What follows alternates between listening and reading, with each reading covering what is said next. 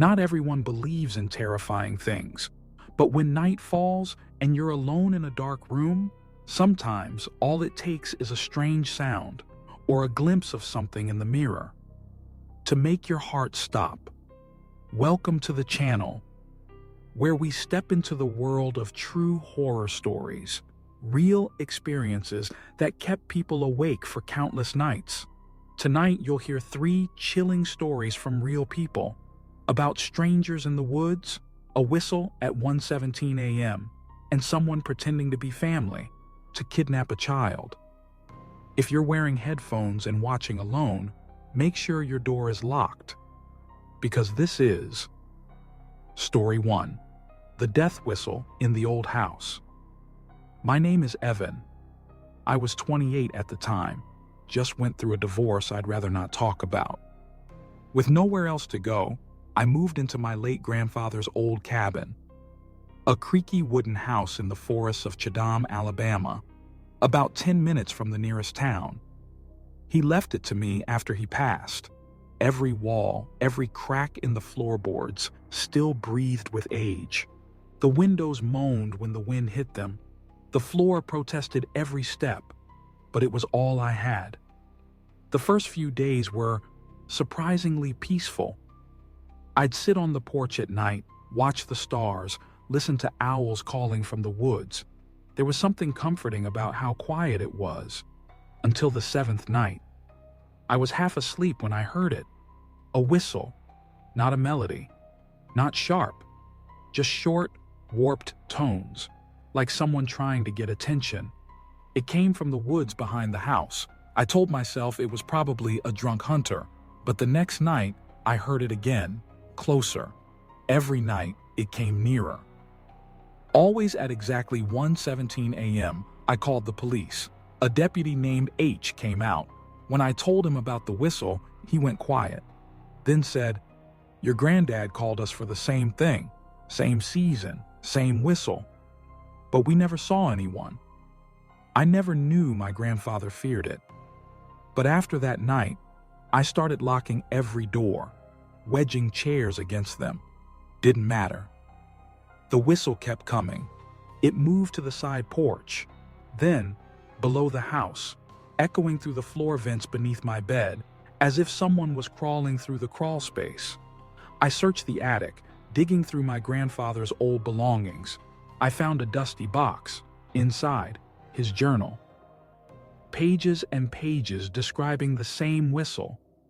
He wrote that it only happened when he was alone after Grandma died. He used to sit with a shotgun every night, waiting for it. So I decided to do the same.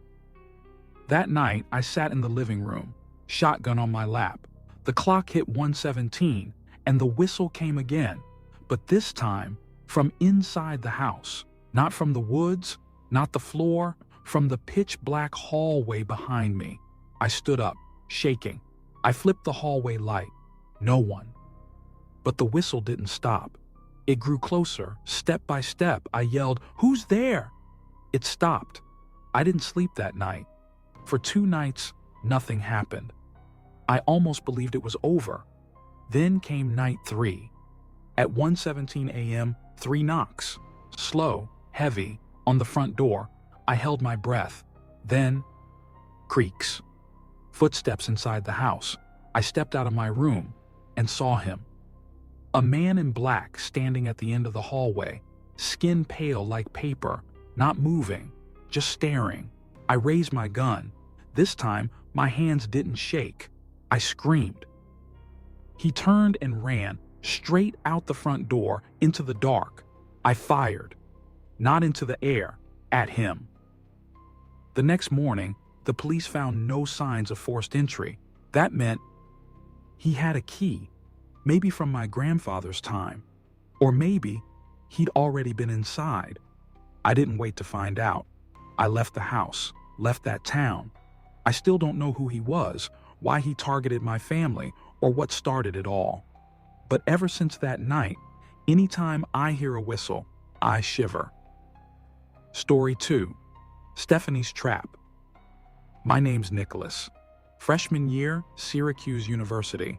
After my first ever breakup, I downloaded some dating apps just to feel better. About a week in, I matched with a girl named Stephanie. Blonde hair, soft smile, studied at the same school. She liked books, indie movies, my type, exactly. We hit it off fast, and after a few days, I asked her out for a movie. She said yes, offered to pick me up near campus, 9 p.m., at a quiet street corner. It felt a little weird, but I went anyway. At 8:57, I stood on the corner, cold wind blowing. A text came in. "Can you send your location so my dad can find you easier?" I sent it. Minutes later, a dark-colored car pulled up. The passenger window rolled down. It wasn't Stephanie. It was a middle-aged man, unshaven, clouded eyes. He looked at me and asked, "You waiting for Stephanie?" I froze. Yeah, why?" "I'm her dad. She asked me to pick you up." She didn't want to meet someone new without me seeing him first. Every hair on my body stood up. He was too old. Something was off. I asked, "Why didn't she say you'd be coming?" He smiled, didn't answer, just said, "Come on in. She's waiting." I didn't speak, didn't turn away. I just stepped back, slowly, then turned down an alley and walked away. He yelled after me, "Hey, don't walk away." But I didn't look back. I walked fast, looking over my shoulder every few steps. 5 minutes later, I saw the same car parked ahead, lights off, waiting. I slowed down, pretended not to notice, then turned suddenly and ran straight to my dorm. I locked my door, heart pounding, then a text from Stephanie, "Why didn't you get in the car with my dad?" My blood froze. I didn't reply, just blocked the number. Then another text came, from a new number. "You stupid little punk, lucky you ran." And another, "I was gonna take you somewhere, teach you a lesson. Don't think I've forgotten." I saved the messages, took them to campus police. But the number wasn't registered to anyone. They suspected it was part of a pattern, someone preying on students in the area. No one was ever caught.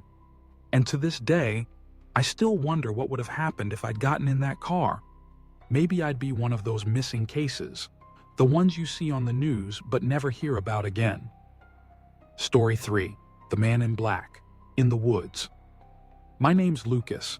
I'm 16 now, living in the city.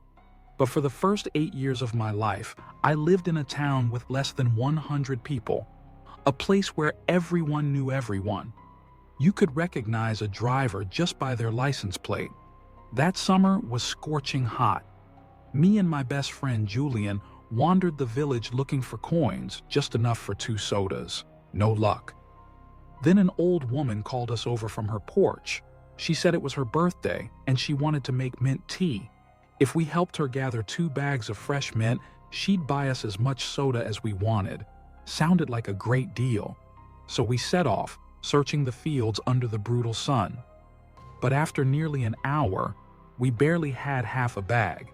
Then we saw them, 2 people, dressed entirely in black, hoods pulled up, faces mostly hidden. Not from the village, we knew that right away. They were about 5'7", but to 2 7-year-olds, they looked like giants. One of them leaned down and patted my head. "Are you 2 out here alone?" he asked, voice sickly sweet. I said, "Yeah, we're looking for mint leaves." I even asked if they knew where to find more. He smiled. That smile, I still remember it. "Oh, we passed a whole hill of it earlier, just behind those trees. Come, we'll show you." Julian grabbed my hand, his face pale. He didn't say anything, just shook his head, but I was too excited. I pulled us along. We followed them. We walked a narrow path into the woods. The village disappeared behind us. That's when I started to feel it. That wrongness, cold in the middle of summer. Julian leaned in and whispered, "This isn't right. We have to run." Then, he yanked my hand and we sprinted downhill. Behind us, one of them shouted, and then chased. I've never run that fast in my life. Grass scratched my legs, my throat burned. I was sobbing. Julian never let go of my hand. Somehow, we made it back to the edge of the village.